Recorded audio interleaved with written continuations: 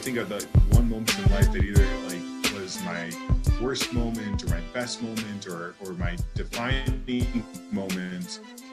But you can never really hang your hat on yesterday's moments. You got to live with today. You got to live with what you got today. And I think especially now with what's going on with the whole world being in a revolutionary change, I can't really use yesterday to get through today. I gotta show up today and do what I gotta do today.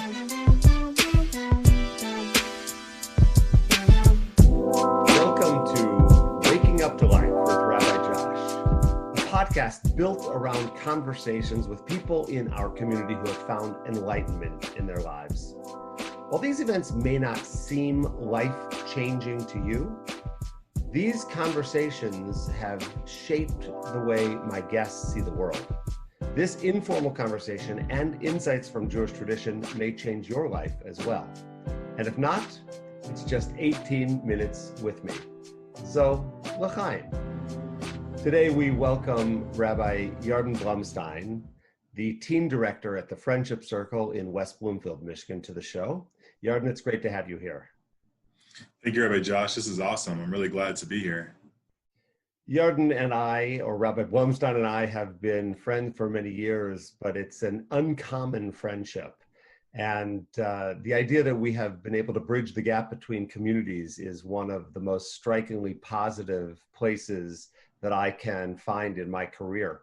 So Yarden, I'd love for you to share just a little bit about that history and a little bit about your story. What is your enlightenment that you are going to share today? Thanks. First of all, the history of that relationship, I don't even remember how it begun, but I remember getting to town and being like, that's someone I want to try to be like. And the next thing I knew I wasn't just trying to be like you, I was actually hanging out with you, which was even cooler. And it's been a great journey, a great experience. And we even got some basketball games in this year, which was a real highlight and a peak in that. My enlightenment moment, this was a really tough question because, there's a concept called the spot, which means that everything leading up to this moment in time defines the way I see life, which means that really like every moment plays into who I am, the way I see the world and what I'm doing, which ultimately leads me to, I think my enlightenment moment is hopefully my next moment or this moment that I have right now. Because on the one hand, sometimes I think of the one moment in life that either was my worst moment or my best moment or my defining moment, but you can never really hang your hat on yesterday's moments. You got to live with today. You got to live with what you got today. And I think especially now with what's going on with, the whole world being in a revolutionary change, I can't really use yesterday to get through today. I got to show up today and do what I got to do today. So it's interesting to hear you talk in those terms. In some ways, it's a very deep and esoteric concept that your enlightened moment hasn't even happened to you yet. But there must be a few things that have occurred in your career, in the course of your relationships with other people, that have led you to believe that the best is yet to come. Can you describe one or two of those?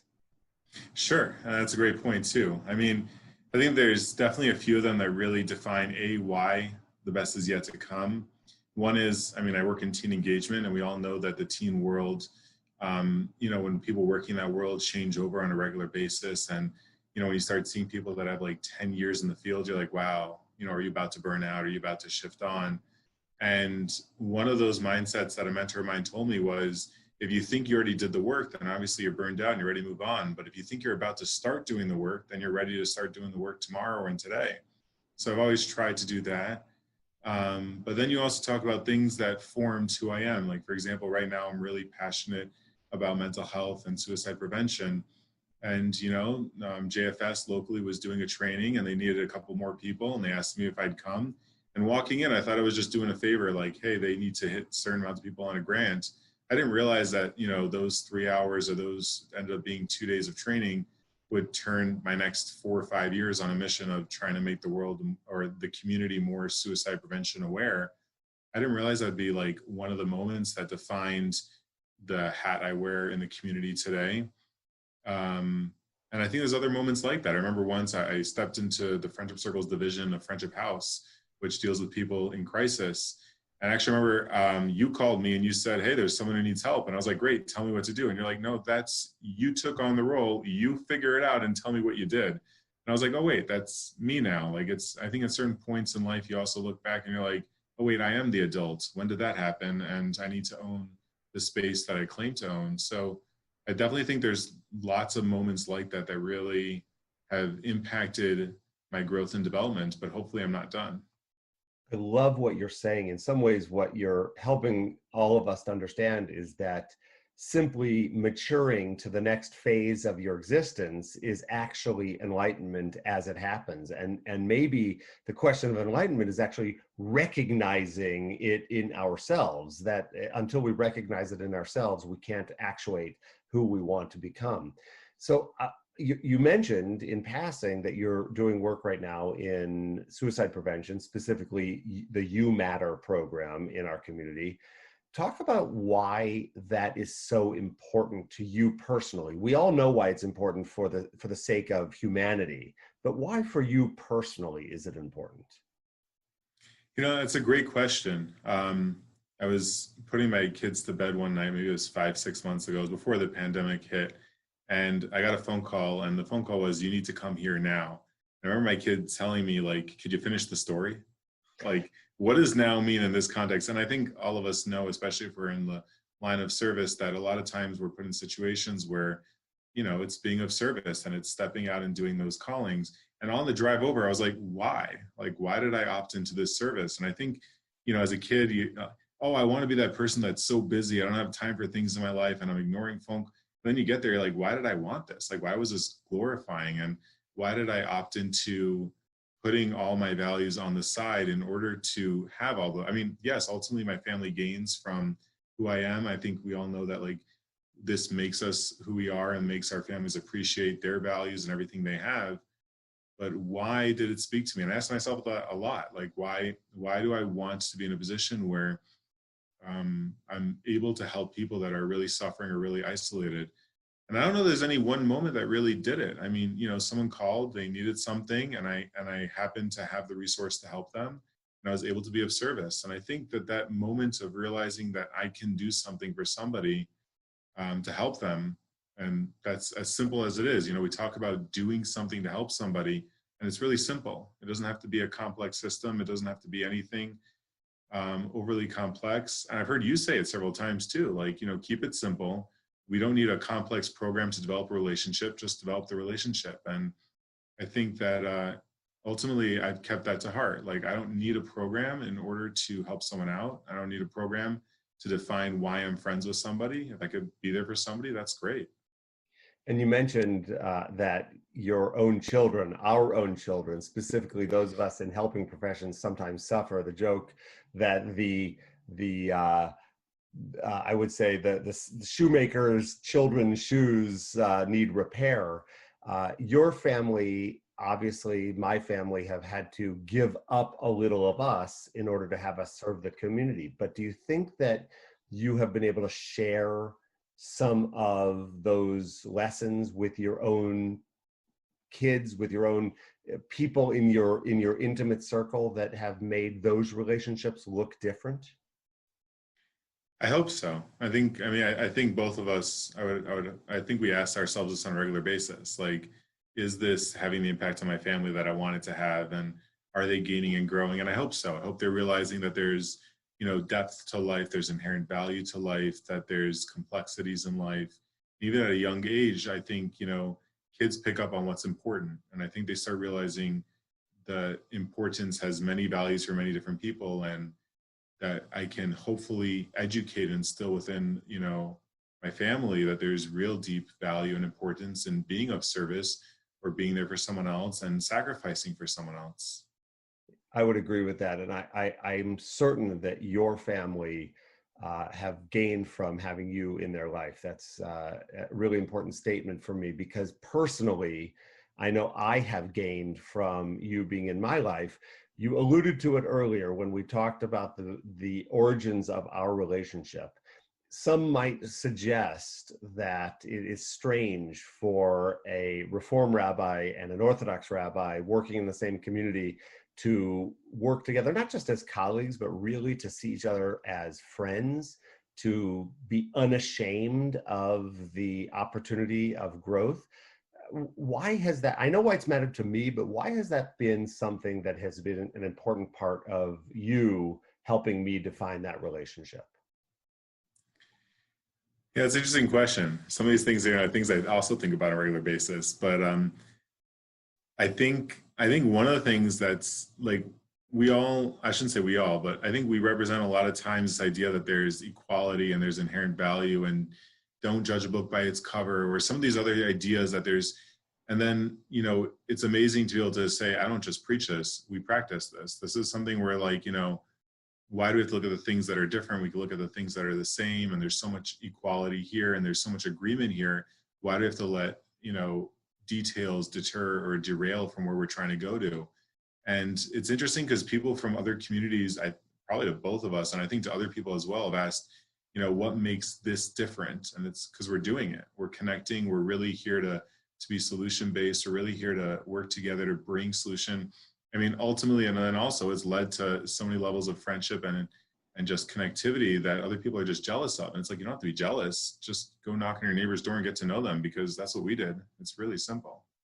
And if you think about it, these two subject matters, the way we've worked ourselves through this friendship and the work that you are doing in your everyday work at the Friendship Circle, is the same relational decision. You have made a decision as a rabbi to make those relationships matter, and in doing so lead to sort of that next step in your life, right? That next moment, as you described, the spot. So it's an impossible question to ask, but I have to ask it. What is next for Rabbi Yarden Blumstein? That's a great question, especially in a time like this where we're all like, what is next? What are we looking at next? And I'm going to quote a couple of things here, but they're really simple things. You once told me, keep it simple.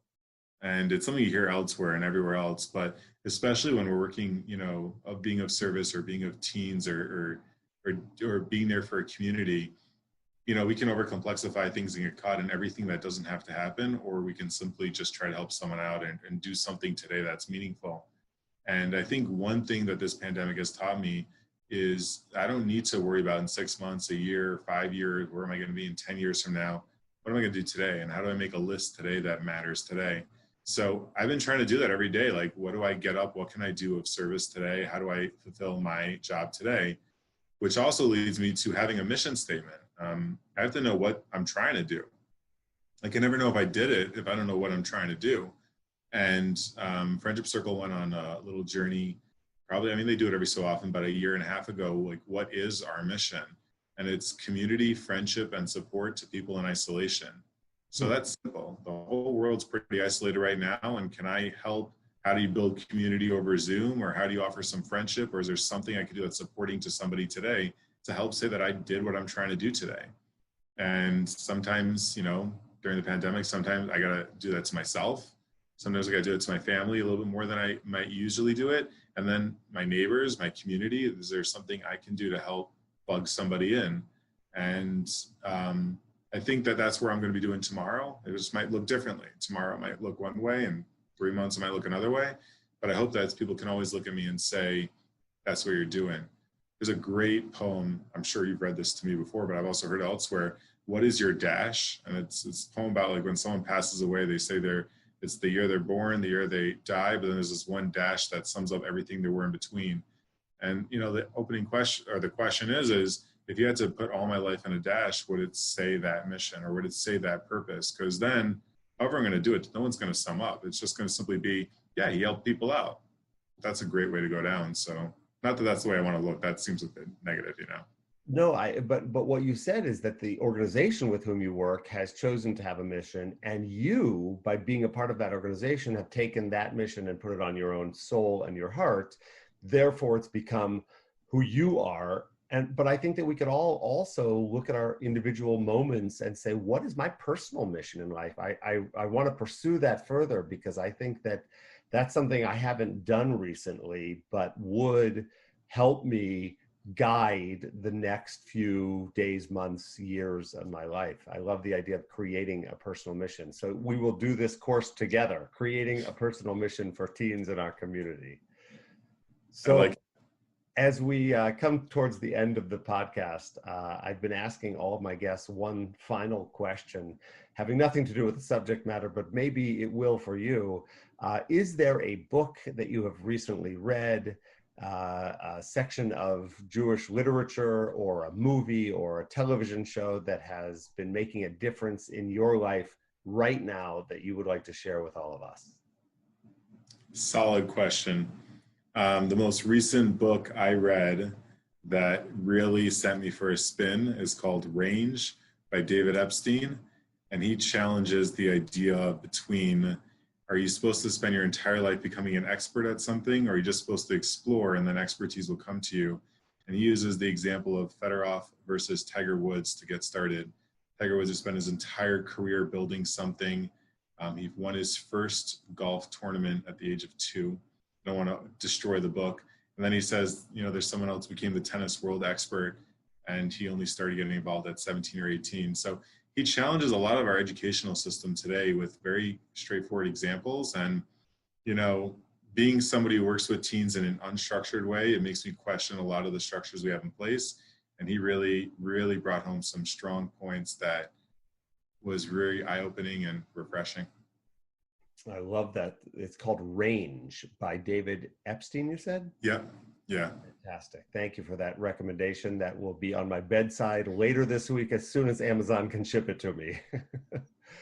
It has been a real pleasure to have you as a part of this show. It's also, I must say, an incredible pleasure to know you, to have you in my life. I feel great gratitude for our friendship. Feeling is mutual. It's been a pleasure to have Rabbi Yarden Blumstein, one of the rabbis, the director of teen programming at the Friendship Circle in West Bloomfield, Michigan.